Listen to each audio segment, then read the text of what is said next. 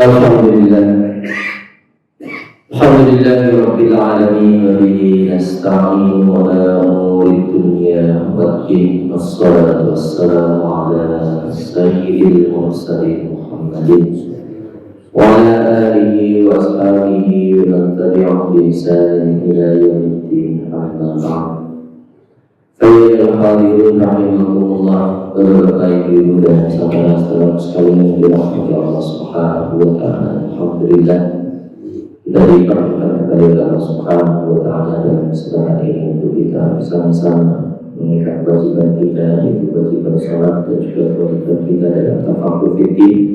Dan kita masih melanjutkan kajian kita, yaitu kajian tentang halal haram. Dan dalam kesempatan kita kali ini kita akan membahas tentang halal haram, perubahan zat dalam perspektif sains maupun syariah. Ayat Nabi Allah Subhanahu wa taala bahwa dunia modern di mana canggih teknologi ini sudah sangat pesat, mengalami perkembangan sangat pesat, sehingga segala hal itu bisa diubah. Tidak hanya materi yang nampak oleh penglihatan kita, tapi juga materi atau zat yang sangat kecil, yaitu bisa diubah. Ini seperti misalnya gen, molekul, unsur-unsur dalam zat itu bisa diubah dengan canggihan teknologi, terutama nanti yang berkaitan dengan teknologi dalam bidang pangan dan bidang industri. Itu mereka menggunakan teknologi itu untuk mengolah bahan-bahan yang ada itu, sehingga menjadi produk-produk yang banyak kita gunakan, kita pakai di dalam keseharian kita. Bahkan kita itu tidak bisa menghindari penggunaan produk-produk yang dibuat oleh manusia. Bahkan apa yang kita nikmati sekarang, baju yang kita pakai, pakaian yang kita pakai, tempat sholat yang kita pakai, itu semuanya sudah ada rekayasa teknologi, di mana di situ bahan-bahan yang digunakan itu bisa berasal dari apa saja. Bisa saja berasal dari bahan suci ataupun bahan yang tidak suci atau bahan najis. Ayat Nabi Allah Subhanahu wa taala. Bahan-bahan alami ini diolah menjadi bahan yang tidak bisa dikenal lagi sebagaimana aslinya. Jadi kalau kita menggunakan karpet, karpet itu terbuat dari apa? Bahan yang digunakan itu asalnya dari bahan apa? Tahu-tahu kita sudah tinggal memakai saja. Bahannya bukan itu karpet. Padahal kalau kita tahu pengolahannya, mungkin juga di situ melibatkan bahan-bahan yang tidak halal, atau bahan bisa juga bahan melibatkan bahan najis. Ayat Nabi Allah Subhanahu wa taala. Bahan-bahan itu diolah, diubah bentuknya, strukturnya, komposisinya, dan bahkan senyawa kimianya. Nah, itu bagaimana hukumnya nanti, dalam pandangan syariah. Ayat Allah Subhanahu wa taala, perubahan zat dapat dikelompokkan menjadi dua. ada perubahan fisika, ya, kalau dalam bahasa fikihnya adalah namanya istilah, ya. Ada perubahan kimia, dalam bahasa Arabnya atau dalam istilah fikihnya adalah istihala. Jadi zat atau benda atau materi itu, ya, berubah, ada yang melalui atau secara fisika, ada perubahan itu secara kimia. Nah, kalau perubahan secara fisika, yaitu perubahan yang tidak menghasilkan zat baru, jadi zatnya itu saja, ya, tapi tidak menghasilkan zat baru. Yang berubah bisa saja hanya bentuknya saja. Ya, contoh misalnya perubahan dari beras jadi tepung, itu perubahan bentuk saja. Ya, itu fisika. Tapi zatnya sama aja, kandungannya sama aja. Cuma bentuknya saja berubah. Ya, itu di antara perubahan. Bisa juga perubahan wujud, bukan wujudnya, dari misalnya besi berubah meleleh, bisa meleleh, cair, dari padat jadi cair.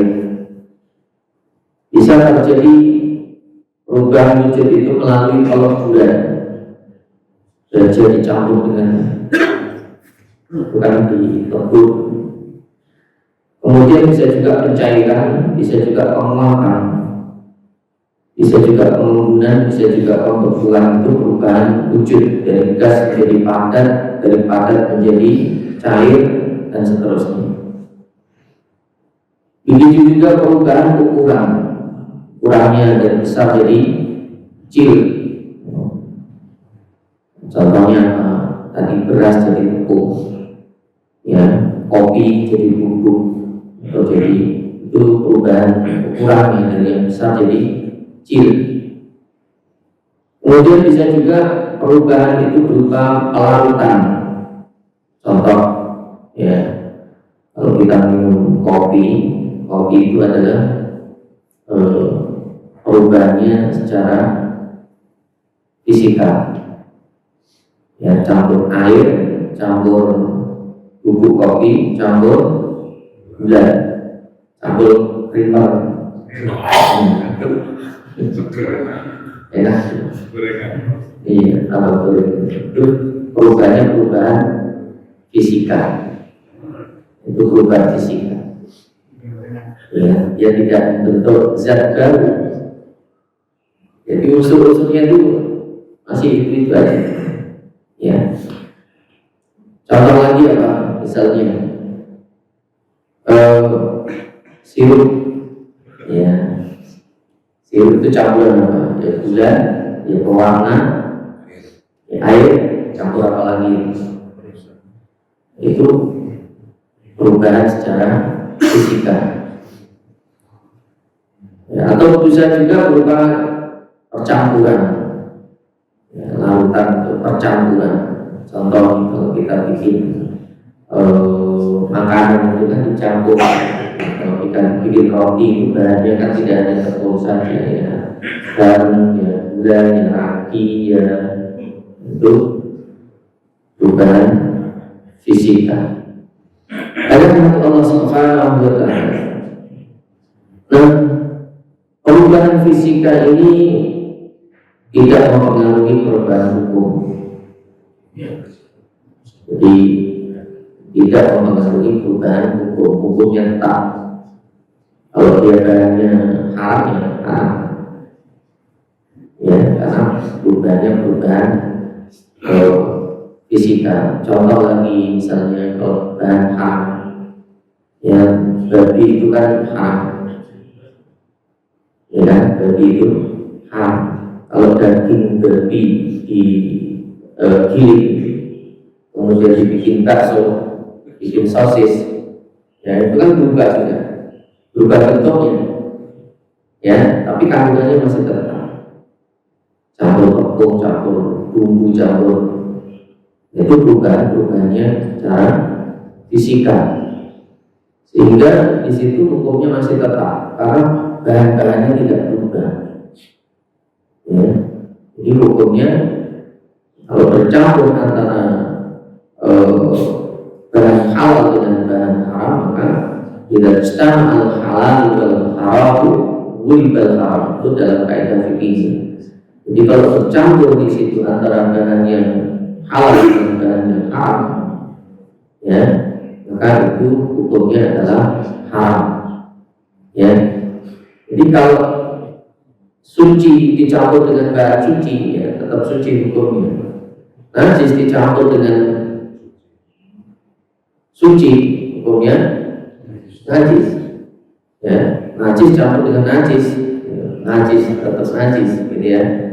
Jadi tidak hitung-hitungan rumus matematika, ya, minus tambah minus jadi plus, enggak gitu.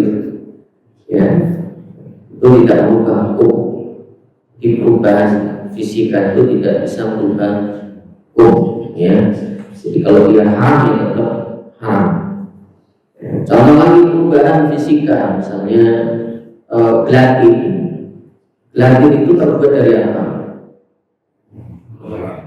Ya, terbuat dari kulit hewan, ya, kulit sapi, kulit kambing, kulit babi, kulit ayam, atau tendon, atau apa namanya itu, ya, atau tulang awan atau ototnya itu kalau direbus bisa jadi gelatin.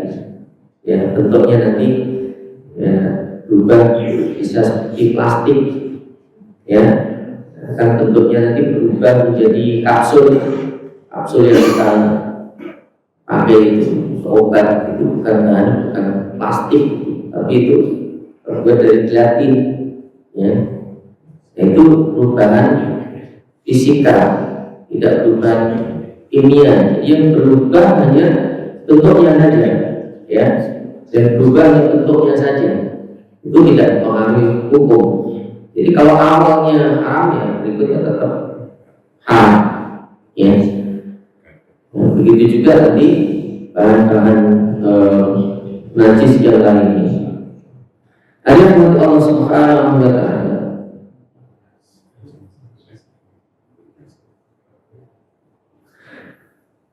Perubahan zat yang kedua adalah perubahan kimiawi yang kita sebut dengan istihala.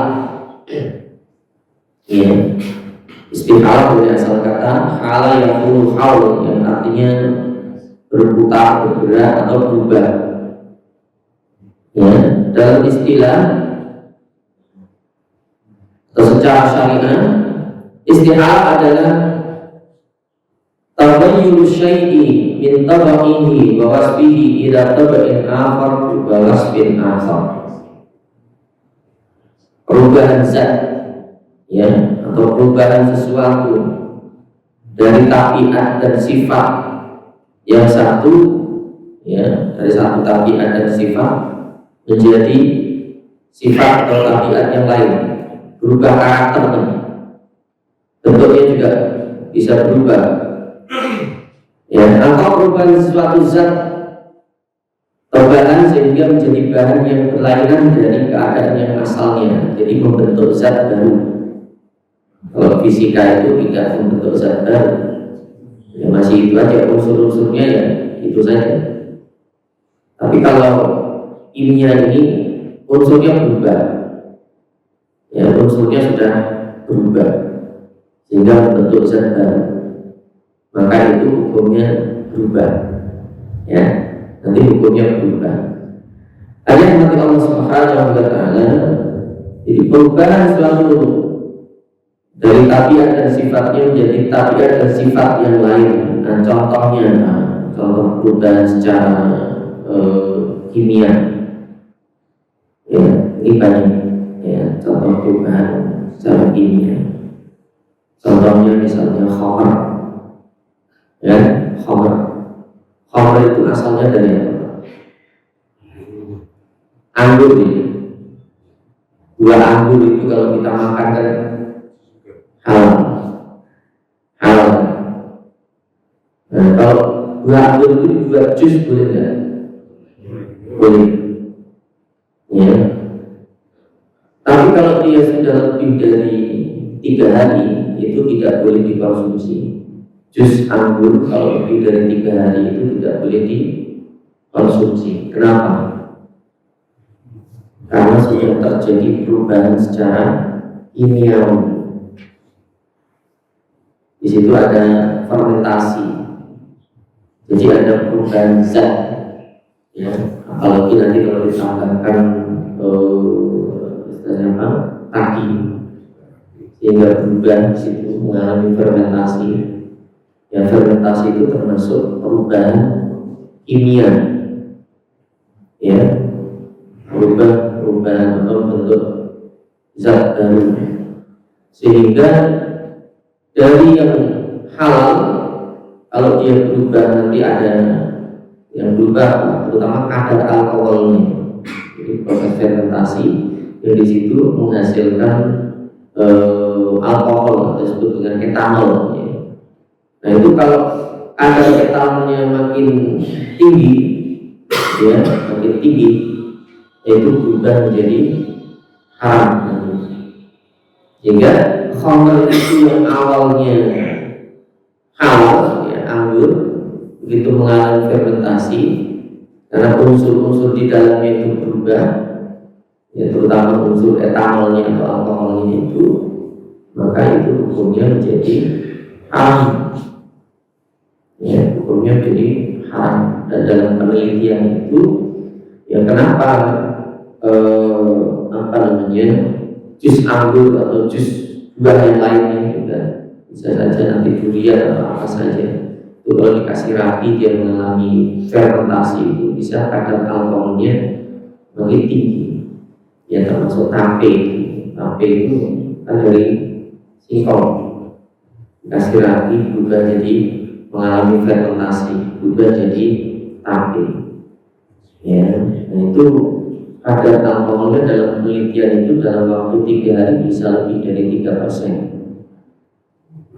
Ya, lebih dari 3%. Ya. Kalau tape itu dibikin jus, ini ada yang bikin tape dibikin jus, jadi minuman tape itu boleh nggak kira-kira? Ya, boleh nggak? Kadar alkoholnya sampai ketan, ini diperes, diambil airnya, ampasnya dibuang, tinggal minumannya. Itu nggak boleh, nggak boleh. Ya, karena kadar alkoholnya udah tinggi. Kalau jadikan minuman, tapi kalau masih bentuk tape, itu kita makan, ya boleh-boleh saja. Kalau makan tape jangan hanya diminum airnya saja. Kalau minum airnya saja nggak boleh. Karena sudah menjadi khamr, ya.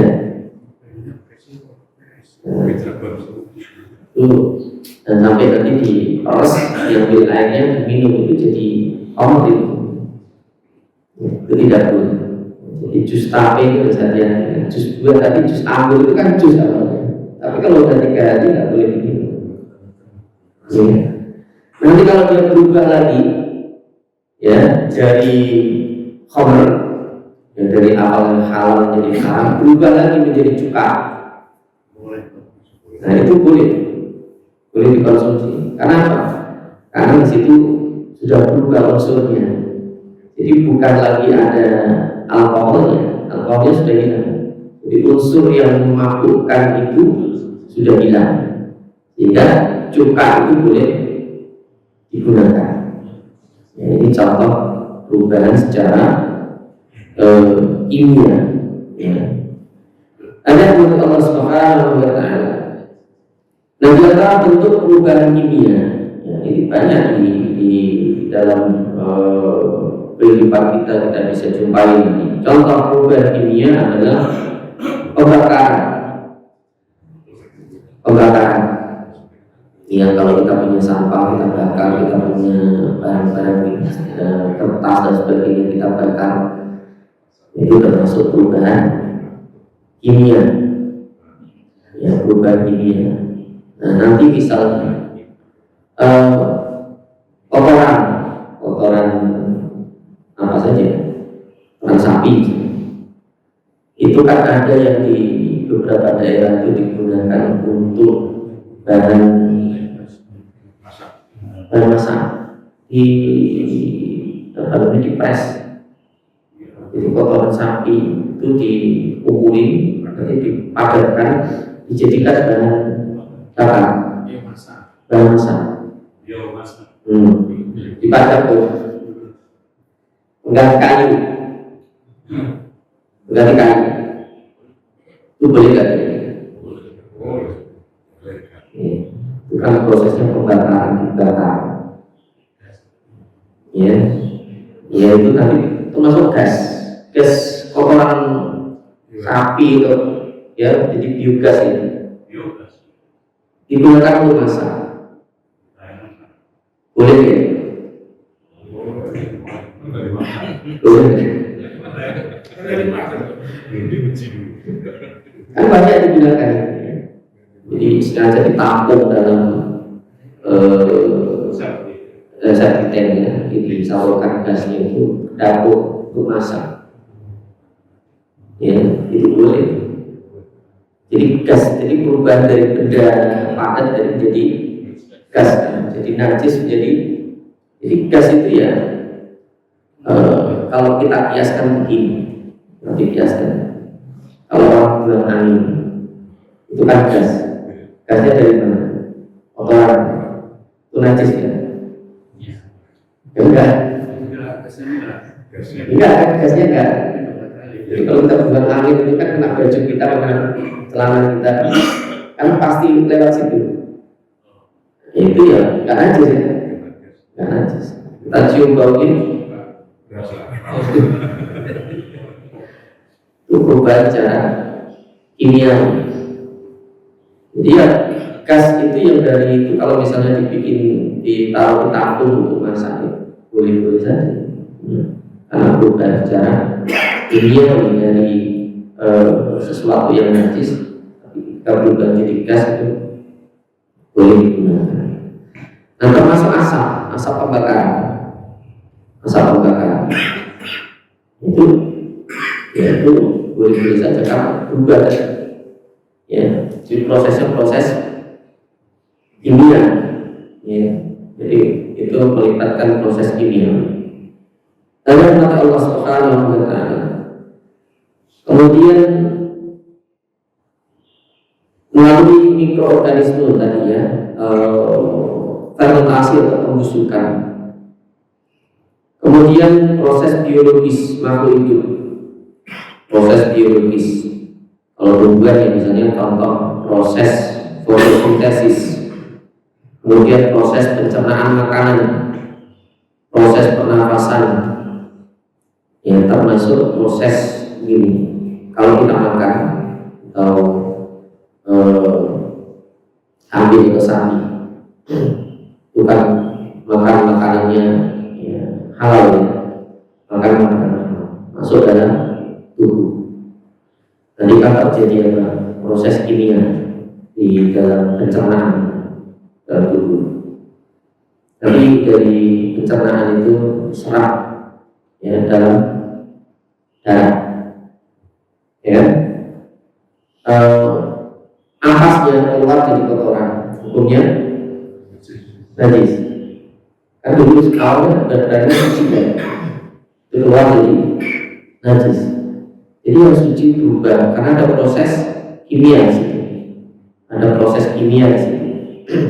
Jadi berubah kotorannya jadi najis. Ya, kemudian dari darah itu darah kan najis. Nanti keluar menjadi susu. Ya. Keluar jadi susu diminum. Sapi suka diminum. Jadi halal.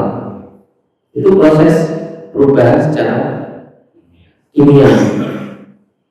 Ya. Jadi Eh, susu itu ya proses nanti disebutkan di dalam Al-Quran seperti itu. Jadi perubahan, jadi antara kotoran dan darah, gitu ya. Jadi susu itu berasal dari antara kotoran dan darah berubah menjadi susu itu. Ayat untuk Allah Subhanahu wa Ta'ala. Nah, bentuk-bentuk perubahan yang terjadi secara istilah itu bisa dikelompokkan menjadi 4. Yang pertama dari prosesnya. Jadi ada perubahan secara kimiawi, ya, yang terjadi secara alami. Ada perubahan secara alami, ada perubahan secara rekayasa. Ada perubahan secara kimiawi itu secara alami, ada yang melalui rekayasa manusia, ya, rekayasa manusia. Apalagi sekarang tadi kita katakan sekarang itu zaman teknologi yang begitu maju, apa saja bisa direkayasa, ya, apa saja bisa direkayasa oleh manusia, bahkan termasuk game bisa direkayasa, ya, termasuk kalau kita makan sekarang, makan semangka, makan buah-buahan itu sudah direkayasa oleh manusia, gennya dirubah, ya, iya, tuh. Nah, nanti bisa saja gen sapi misalnya dicampur dengan gen babi, bisa nggak kira-kira? Ya, itu rekayasa genetika. Ya. Jadi hewan, tumbuh-tumbuhan itu gennya bisa direkayasa sehingga nanti dihasilkanlah tanaman yang unggul, yang kualitasnya unggul, yakin seperti hewan yang unggul. Itu termasuk rekayasa yang dilakukan manusia. Nah, contoh perubahan kimia secara alami adalah tadi perubahan khamar. Khamar itu tidak ada yang melalui rekayasa manusia, ada yang tidak melalui rekayasa manusia. Jadi nanti itu akan mempengaruhi perubahan hukum, sehingga para ulama berbeda pendapat. Misalnya tadi khamar yang berubah jadi cuka dengan rekayasa manusia itu boleh atau tidak? Imam Syafi'i mengatakan tidak boleh. Ya, kalau Imam Abu Hanifah boleh saja. Jadi khamar kan diperintahkan oleh Nabi, khamar itu dibuang, suruh dibuang karena itu barang haram. Ya, boleh enggak? Ya, khamar yang dibuangnya, kalau dibuang kan sayang, direkayasa sehingga dia berubah nanti menjadi cuka sehingga boleh digunakan. Ya, kalau menurut mazhab Syafi'i aslinya tidak boleh. Ya, jadi cuka dan disitu ada campur tangan atau rekayasa manusia dari khamar direkayasa sehingga berubah menjadi cuka, itu mazhab Syafi'i tidak boleh. Tapi menurut mazhab Imam Abu Hanifah itu boleh. Ya, menurut Imam Abu Hanifah. Ayat dari Allah Subhanahu wa Ta'ala. Nah, kalau ada hewan yang mati di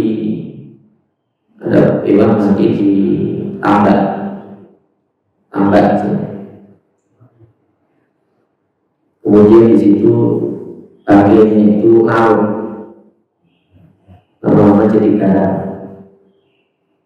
Ya, boleh nggak itu garam ini dimakan?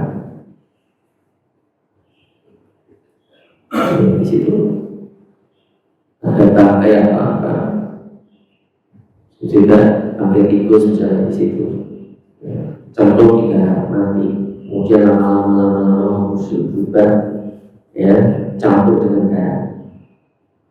Nah, itu menurut menurut pendapat ulama itu sudah berubah. Ya, jadi hewan haram yang mati dalam air laut dan berubah menjadi garam itu boleh.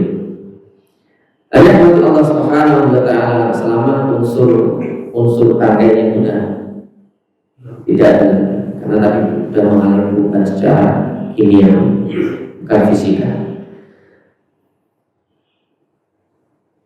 Kemudian contoh perubahan atau istikhalah secara sintetis atau ada campur tangan manusia. Contohnya apa?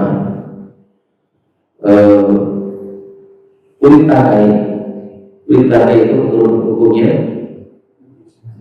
najis, ya kan? Najis, haram, najis dan haram. Tapi bisa nggak berubah jadi suci? Ya sama. Itu ada campur tangan manusia. Jadi yang awalnya najis diubah, ya sama. Ya, itu termasuk proses kimia. Maka para ulama itu berpendapat yang kulit itu bisa disamak dengan bahan zat kimia kulit, ya menyebabkan zat-zat yang pahit yang bisa menghilangkan kotoran-kotorannya, sehingga itu boleh digunakan. Suci tapi tidak halal. Ya, kulit bangkai itu aslinya tadi kan najis dan haram. Begitu disamak, berubah hukumnya dari najis menjadi suci, tapi tidak merubah ke haramnya menjadi halal. Ya, jadi ada kulit bangkai, kulit sapi, kulit kambing, kulit kerbau misalnya mati, sayang kalau kulitnya diambil, gunakan bisa dibuat sepatu, jaket, lainnya itu boleh suci, tapi tidak boleh dimakan. Wah, ini kan sudah jadi suci, ya, kemudian diolah, dimasak, itu tidak boleh, ya, itu tidak boleh. Maka nanti dalam kaidah fikihnya, setiap yang halal pasti suci, tidak semua yang suci halal. Ya, semua yang halal pasti suci, tidak semua yang suci itu halal. Ya, maka yang istilah yang dipakai itu kan halal. Kenapa halal? Karena halal itu mencakup, pasti suci. Tapi kalau dikatakan suci belum tentu halal. Nah, ayat nanti Allah Subhanahu wa Ta'ala. Kemudian bentuk perubahan kimia yang istikhalah yang kedua adalah ditinjau dari kemanfaatannya. Ya, kemanfaatannya. Ada yang berubah menjadi buruk, dari baik menjadi buruk, ya. Ada yang buruk berubah menjadi baik, maka disebut thayyib gitu kan, halal thayyibah. Ya, jadi ada yang berubah dari baik menjadi buruk, buruk menjadi baik. Nah, perubahan dari buruk menjadi baik contohnya apa? Ya, perubahan zat dari buruk menjadi baik contohnya apa? Ya tadi darah berubah jadi susu. Ya, itu perubahan dari buruk jadi baik. Ya, kulit bangkai yang sama tadi dari buruk jadi baik. Ya, fermentasi dari khamr menjadi cuka, itu perubahan dari buruk jadi baik. Kemudian perubahan dari darah hijau itu bisa dirubah jadi apa? Bukan, bisa dijadikan sebagai parfum, ya, bisa dijadikan jadi parfum yang disebut dengan minyak kasturi.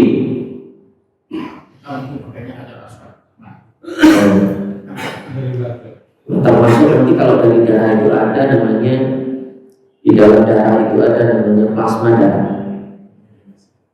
Jadi kalau darah nanti di sentrifikasi, di putar dengan kecepatan tinggi, nanti akan terpisah itu antara darah dengan plasma darah. Nanti plasma darahnya di atas, unsur darahnya di bawah. Padahal awalnya itu kan campur. Ya. Nah itu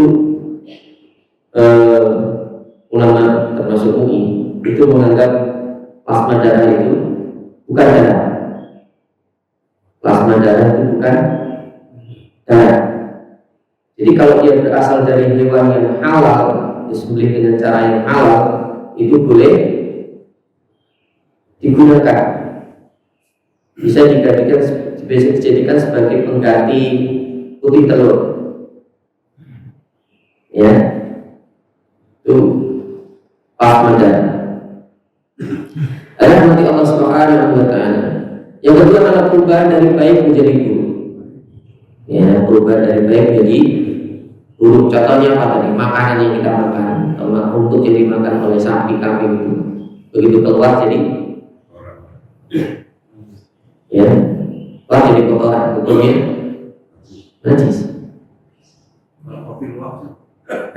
Dulu masih ada kopi luwak. Ya, kopi luwak itu dia tidak mengubah kopinya. Jadi proses fermentasi dalam perut luwak itu begitu keluar jadi tinja itu, kopinya tidak berubah karena terbungkus dengan lapisan kulit itu yang sangat kuat sehingga tidak terkena najis. Kalau dicuci bisa bersih, ya bisa bersih, bisa dibersihkan. Namanya bukan najis, tidak berubah. Ya. Nah, kotoran hewan, dari kotoran hewan itu kan buruk. Kalau kotoran hewan itu dijadikan sebagai pupuk, kan banyak. Yang kotoran sapi, kambing, kerbau itu dijadikan pupuk. Ya, pupuknya pupuk kandang. Buat nanam sayur, buat nanam padi, buat nanam buah-buahan, cabai dan sebagainya. Boleh nggak hasil? Boleh, karena itu termasuk produk perubahan ini ya, yang kita makan bukan kotoran, bukan dalam bentuk kotoran, tapi sudah berubah jadi cabai, jadi sayur, jadi ya, jadi paya. Padahal bawahnya aslinya diserap dari, karena sudah terjadi perubahan secara kimia, ya, sehingga itu bisa dimanfaatkan. Boleh, ya, boleh. Ya. Karena banyak juga nanti kotoran-kotoran itu yang dijadikan pupuk, ya, dijadikan pupuk. Di hasil tanamannya boleh saja. Ya. Kemudian cara menjadi nanah itu, maka termasuk nanti kalau kita makan, ya, kemudian muntah itu termasuk najis. Padahal awalnya suci, tapi karena sudah mengalami proses kimia di dalam perut, itu dia jadi najis, jadi buruk, berubah baik jadi buruk. Kemudian yang berikutnya yang ketiga adalah yang bentuk perubahan kimiawi dari segi zatnya, dari padat menjadi cair, dari cair menjadi padat, dari padat menjadi gas, ya, atau ya juga padat berubah jadi padat lagi. Yang perubahan padat menjadi cair, contohnya apa? Ya, tadi makanan itu padat, berubah jadi darah, jadi itu kan karena proses kimia tadi ya. Kemudian cair menjadi padat, ya, bisa sekarang itu kan apa namanya diproduksi sesuatu yang awalnya kalau dipadatkan itu lebih mudah ya, dibekukan. Ya, itu banyak cair yang dipadatkan itu banyak. Kemudian padat menjadi gas, contohnya dari kotoran hewan atau kotoran yang dibakar, yang bulan itu, yaitu hukumnya juga boleh. Kemudian yang keempat adalah dari segi bentuknya, perubahan kimia dari segi bentuknya berubah, darah berubah jadi susu, ya, bentuknya berubah, tidak lagi darah. Karena nanti kalau dari susu itu berubah jadi darah lagi, ada nggak kemungkinan dari susu berubah jadi darah lagi? Ada, bisa saja berubah, misalnya ketika ibu-ibu menyusui di kok kemudian ditaruh di kulkas, bisa saja warnanya berubah, ya, bisa saja, ya. Apalagi kalau susu itu cepat berubah. Kemudian tadi sudah kita bahas bentuk berubah, contohnya tadi adalah pupuk, ya, kotoran hewan yang jadi pupuk, yang kemudian berubah menghasilkan buah, sayur. Kemudian yang kedua adalah tidak berubah dan tidak berganti bentuk. Contoh tadi apa? Kulit yang sama itu bentuknya tetap kulit, ya, tapi berubah jadi najis, berubah jadi suci. Itu termasuk dari segi perubahan bentuknya. Yang berikutnya adalah bisa saja benda itu, zat itu mengalami perubahan secara kimia dan fisika secara bersamaan. Ya, contohnya tadi pembakaran itu proses pembakaran. Maka menurut Imam Hanafi, ya, api itu termasuk unsur yang bisa membersihkan najis.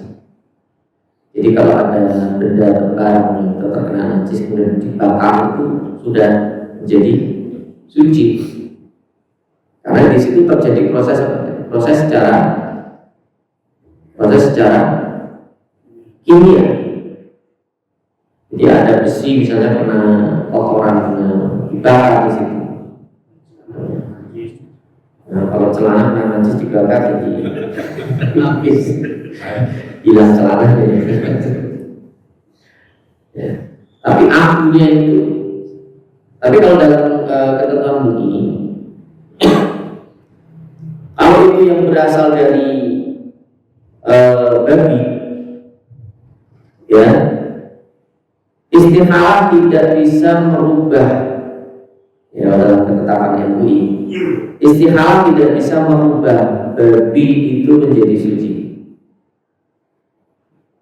dalam ketetapan MUI. Kalau yang lainnya bisa juga, tapi kalau untuk babi dalam ketetapan fatwa MUI, ya, istihalah tidak bisa merubah babi itu menjadi suci. Contohnya tadi, misalnya ini, ada namanya karbon aktif. Karbon aktif itu terbuat dari kayu bisa, terbuat dari tulang bisa, tulang dibakar berubah jadi karbon, itu justru lebih bagus, ya. Namanya jadi karbon aktif. Karbon aktif itu digunakan untuk ya, memfiltrasi, ya, untuk apa namanya, kalau kita menggunakan air pengisian air dalam itu kan menggunakan filtrasi, itu menggunakan karbon aktif, ya. Kalau itu berasal dari tulang babi, itu menurut MUI tidak boleh, najis, betul. Walaupun tadi secara kimia ini kan berubah melalui pembakaran, bakar sehingga berubah secara unsur kimianya sudah berubah. Tapi kalau menurut MUI, kalau itu berasal dari babi tetap najis, ya, tetap najis. Sehingga di situ terjadi proses perubahan, ya, yang kimiawi ya juga fisika. Ya, secara fisiknya berubah, secara unsur kimianya juga berubah. Dari rahmat Allah Subhanahu wa taala.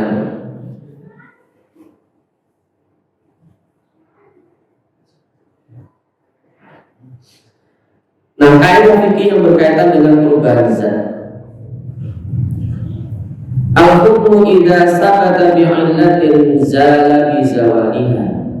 Hukum itu apabila ditetapkan karena adanya sebab atau alasan,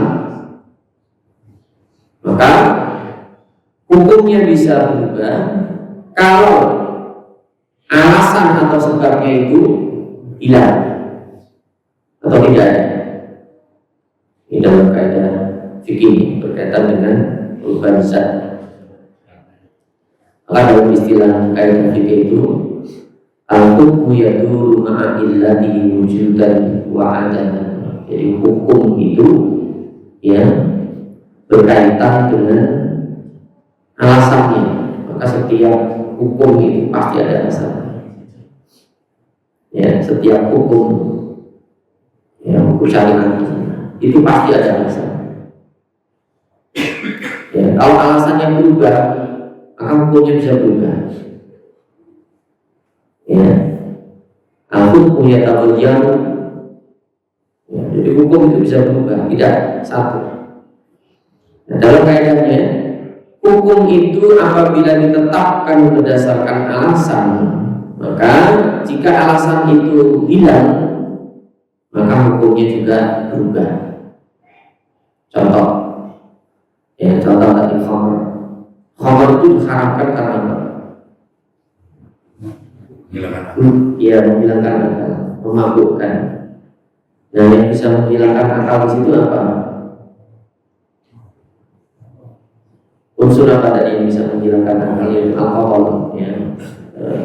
Meskipun nanti di dalam khamr itu ketika diuraikan itu ada sekitar 40 unsur di dalam khamr itu. Jadi bukan hanya alkohol saja. Ya, kalau alkohol saja atau etanol saja itu diminum bisa saja karena aslinya racun kan itu. Ya, etanol. Kalau diminum bisa juga ya nggak mampu.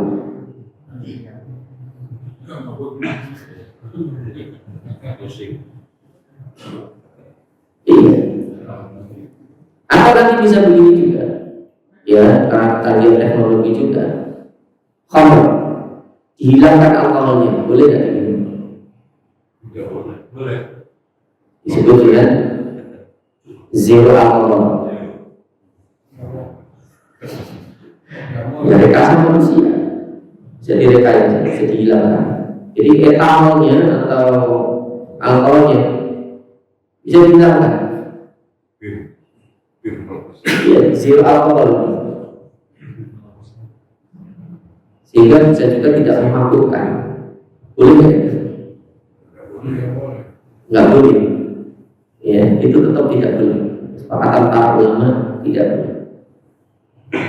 Walaupun zero alkohol, ya, nol alkohol. Karena alkohol itu bisa dihilangkan.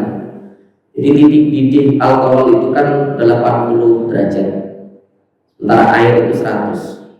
Jadi kalau alkohol, air atau minuman keras itu tadi dipanaskan 80 derajat itu bisa menguap.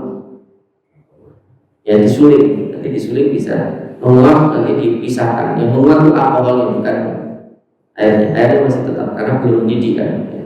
Sehingga bisa dihilangkan alkoholnya, bisa minimal menjadi zero alkohol. Itu tetap haram. Ya. Begitu juga alkoholnya saja. Ya, alkoholnya saja diambil tadi itu kan yang berasal dari minuman itu tetap tidak boleh dipakai. Ya, tidak boleh dipakai untuk kebutuhan kita, untuk disinfektan juga nggak boleh, untuk minyak wangi itu juga tidak boleh, ya, dan untuk kebutuhan yang lain tidak boleh. Kalau itu yang berasal dari khamr, karena itu kalau di MUI atau di Indonesia itu yang alkohol yang boleh dipakai, ya, karena bahasan tentang alkohol itu sangat susah sekali, tidak bisa dipisahkan kita dari alkohol, sehingga ya yang dipakai apa? Alkohol. Kalau alkohol murni yang dia memang tidak terbuat dari khamr itu boleh digunakan. hukumnya suci. Ya, termasuk yang kita pakai disinfektan atau kita pakai untuk hand sanitizer itu, ya kan? Itu alkohol murni, bukan dari unsur khamr, itu boleh suci. Nah, nanti kalau dipakai untuk bahan makan itu ditoleransi 0,5%. Jadi kalau di situ ada alkohol 0,5% dalam ketetapan MUI itu masih diperbolehkan, ya, masih diperbolehkan.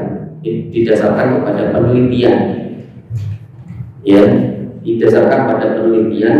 Ya tadi, jus anggur itu kalau sudah lebih dari 3 hari itu kadar alkoholnya sudah lebih dari 1%. Ya, kan di situ juga standar MUI, ya. Alkohol murni itu boleh digunakan, tapi kadarnya tidak boleh lebih dari 0,5%. Lebih dari 0,5% hukumnya haram, tidak diperbolehkan. Ya. Karena Allah Subhanahu wa Ta'ala, jadi kaidahnya tadi adalah al-hukmu idza sabata bi'illatin zala bi zawaliha. Jadi hukum itu apabila ditetapkan karena ada alasan, maka ketika alasannya itu tidak ada, maka hukumnya berubah. Jadi khamr tadi itu dia diharamkan adalah bukan karena alkoholnya sebenarnya, tapi karena dia memabukkan. Jadi khamr itu diharamkan karena dia memabukkan atau menghilangkan akal. Ya, maka ketika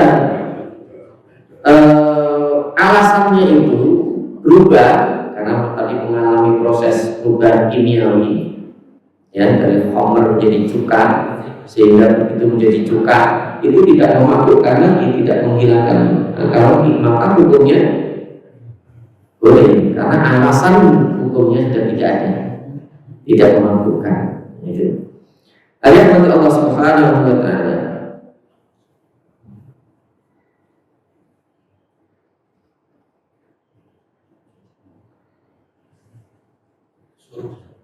Sudah ya. Baik. Contoh lagi, hewan jalalan itu hewan pemakan kotoran, ya, hewan yang memakan kotoran. Kenapa dia diharamkan? Ya, karena dia makan kotoran itu, yang itu. Jadi hewan yang makan kotoran itu haram karena yang dimakan kotoran. Supaya hewannya itu boleh dimakan, bagaimana caranya? Jadi naturalisasi, di karantina, dipelihara, dikasih makan yang baik. Ya, kalau sapi yang bisa makan sampah dan sebagainya dikasih makan rumput yang baik. Kemudian kalau lele misalnya, lele dipelihara di kadang dikasih makan ya, kotoran manusia, bangkai dan sebagainya. Ya, ada yang mengatakan sampai 4 bulan, ada yang mengatakan sampai 3 hari, ada beda-beda. Dan mengatakan 1 minggu, ya, beda-beda. Karena mati Allah Subhanahu wa Ta'ala, sehingga jalalah itu ya termasuk hewan jalalah. Kalau sapi yang makan kotoran itu susunya juga tidak boleh diminum. Agar boleh ya tadi harus dikarantina, ya. Karena mati Allah Subhanahu wa Ta'ala, itu kalau alasannya diharamkan itu hilang, maka hukumnya berubah.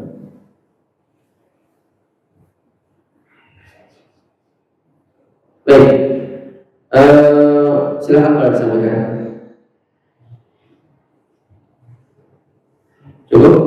Ada silakan.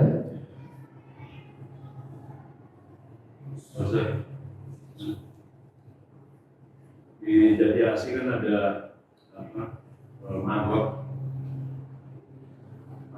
Jadi mabok itu yang sekarang dikembangkan oleh pemerintah untuk mengurai sampah organik. Waktu saya kunjungan ke sana itu saya kaget maboknya dimakan. Mabok itu yang kayak auto itu, ya itu dari BSF. black soldier fly, itu sejenis lalat yang menghasilkan telurnya. Karena telurnya aja pergeraknya tapi nah begitu saya disuruh nyoba ya jijik kan melihatnya. Itu haram apa halal tuh? Karena setelah telur dari BSN like soldier fly itu dikembangkan, nanti dikasih sampah-sampah organik dari limbah makan atau dari rumah itu. Alhamdulillah itu memang maksudnya hilang jadi tinggal yang tempat-tempatnya itu. Nah, dia nanti diproses di oven berapa hari, nanti jadi kering jadi kayak keripik. Nah, ini bagus banget. Ya, tapi saya nggak follow. Tapi jadi pertanyaan, ini mau halal karena itu menjadi model untuk seluruh Indonesia. Terakhir ada sama dari berbeda datang di situ karena memang untuk gerakan lingkungan hidup. Saya fokus kepada itunya mangkok yang sudah dikeringkan jadi cemilan itu. Jadi karena kandungan proteinnya termasuk tinggi ya Pak? Tinggi. Ya itu sebenarnya karena dari asal hewannya saja kan tidak untuk dikonsumsi, sehingga itu yang aslinya tidak boleh. Ya termasuk kalau ular sagu itu. Ya di daerah Sulawesi. Ular sagu itu kan itu malah di dalam itu. Saya nggak boleh. Kenapa? Lawan iya, lawan jadi kayak itu bahkan yang di enggak lawan itu kan nanti kalau lama jadi apa namanya itu gede apa namanya dia nanti jadi apa istilahnya itu ya kayak itu kan lawan itu kan dari kayak ketika udah jadi lawan nanti kan sayapnya kan terlepas itu nanti ketika dia di dalam tanah nanti biasanya tanahnya itu membentuk gundukan gitu. Nah, nanti dia itu jadi gede gitu. Itu kan banyak di tapi sebenarnya tidak boleh ya tidak boleh dikonsumsi ya karena memang kenapa? Iya, tapi memang tidak boleh dikonsumsi asli. Hal-hal yang jadi kebiasaan masyarakat tapi biasanya secara syariat itu kan ada dari betul. Jadi MUI itu karena dia status yang dikeluarkan itu adalah fatwa itu harus diminta. Jadi harus ada permintaan dari masyarakat berkaitan dengan sesuatu, nanti baru MUI mengeluarkan fatwa. Kalau tidak ya dia tidak membuat fatwa. Jadi yang salah siapa kalau misalnya orang tetap aja makan batas ini takutnya Iya, di daerah-daerah itu banyak yang betul. Ya lawan itu sengaja memang. Jadi kalau pas musim lawan itu dinyalakan lampu nanti dia itu banyak. Iya. Itu sebenarnya tidak boleh dikonsumsi. Iya, karena termasuk serangga. Kenapa? Kalau belalang boleh. Belalang memang boleh. Jangkrik itu ada yang dikiaskan dengan belalang. Kalau belalang memang halal ya. Jadi dua bangkai yang boleh dimakan itu ya ikan sama belalang. Ya itu boleh. Memang ada hadisnya. Ya. Tapi kalau selain itu ya tidak boleh. Termasuk ya tadi. Ada istilahnya ular hitam itu juga tidak boleh dikonsumsi, ya, tidak boleh dikonsumsi. Jadi sebenarnya banyak yang jadi kebiasaan masyarakat mereka mengkonsumsi apalagi hewan-hewan atau serangga ini yang sebenarnya dalam Islam itu tidak diperbolehkan. Ya. Baik. Nanti mungkin kita bahas secara detail lebih lengkapnya secara alasan-alasan hukumnya ya. Baik, mungkin itu yang bisa kita kaji dalam kesempatan ini, semoga bermanfaat. Mari kita tutup dengan doa kafaratul majelis. Subhanallah wa bihamdika, asyhadu an la ilaha illa anta, astaghfiruka wa atubu ilaik. Assalamualaikum warahmatullahi wabarakatuh.